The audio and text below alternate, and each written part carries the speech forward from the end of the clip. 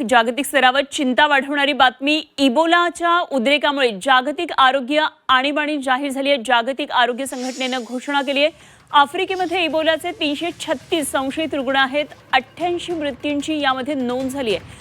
काँगो आणि शेजारच्या युगांडातील इबोलाचा उद्रेक हा आंतरराष्ट्रीय चिंतेचा विषय असल्याचं नमूद करत जागतिक आरोग्य संघटनेनं जागतिक आरोग्य आणीबाणी जाहीर केली आहे। आफ्रिकेच्या सर्वोच्च सार्वजनिक आरोग्य संस्थेनं शुक्रवारी इबोलाच्या नवीन उद्रेकाची प्रथम पुष्टी केली आणि शनिवारपर्यंत संस्थेनं 336 संशयित रुग्ण आणि 88 मृत्यूंची नोंद केली होती। तर जागतिक आरोग्य संघटनेच्या मते इबोलाचा ताजा उद्रेक हा कोविड-19 सारख्या जागतिक महामारीच्या आपत्कालीन स्थितीच्या निकषांमध्ये बसत नाही, त्यामुळे आंतरराष्ट्रीय सीमा बंद न करण्याचा सल्ला देण्यात आलेला आहे। सध्या एक जगामध्ये आरोग्य क्षेत्रात वेगळं संकट आलंय। इबोलाचं हे संकट आहे।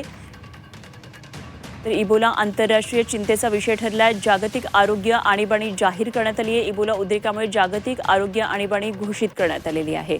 मात्र कोविड सारखा जागतिक महामारीच्या आपत्कालीन स्थितीच्या निकषांमध्ये बसत नाही, त्यामुळे आंतरराष्ट्रीय सीमा बंद न करण्याचा सल्ला देण्यात आलेला आहे।